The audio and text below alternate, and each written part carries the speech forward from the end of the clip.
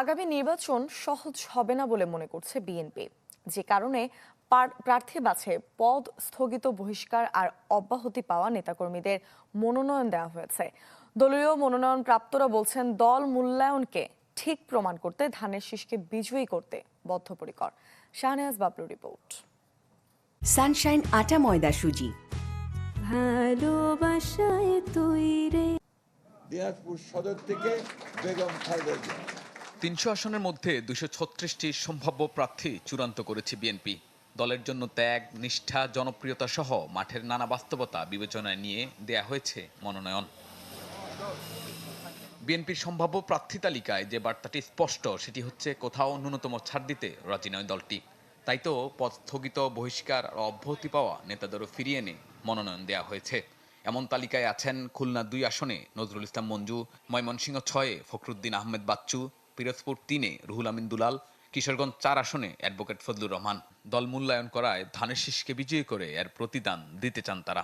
আশাবাদী ছিলাম যে একসময় দল আমাদের অবশ্যই মূল্যায়িত করবে, কর্মীদেরকে ঐক্যবদ্ধ রাখছি এবং দলের বাইরে আর কিছু ভাবি নাই।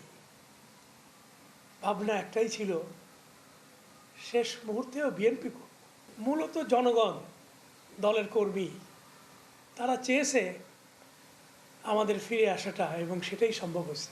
এই ভোটের অধিকার প্রতিষ্ঠার আন্দোলনে এই এলাকায় সবচেয়ে বেশি ত্যাগ, নির্যাতনের শিকার হয়েছে আমি, এবং সেই ভোটে আমি প্রার্থী হলে দলমত নির্বিশেষে সকলে ঐক্যবদ্ধভাবে আমাকে ধানের শীষ প্রতীকে ভোট দিয়ে বিজয়ী করবে।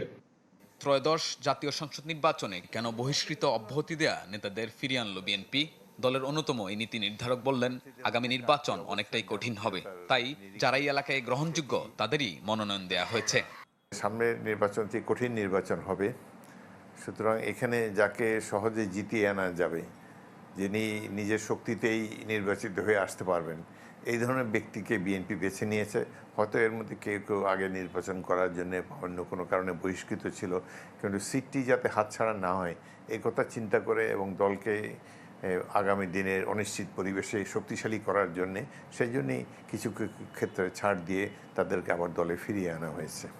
মনোনয়ন দেওয়া ছাড়াও বিগত সময়ে নানা কারণে পদ স্থগিত বা অব্যাহতি পাওয়াদেরও এরই মধ্যে শপথে বহাল করেছে বিএনপি।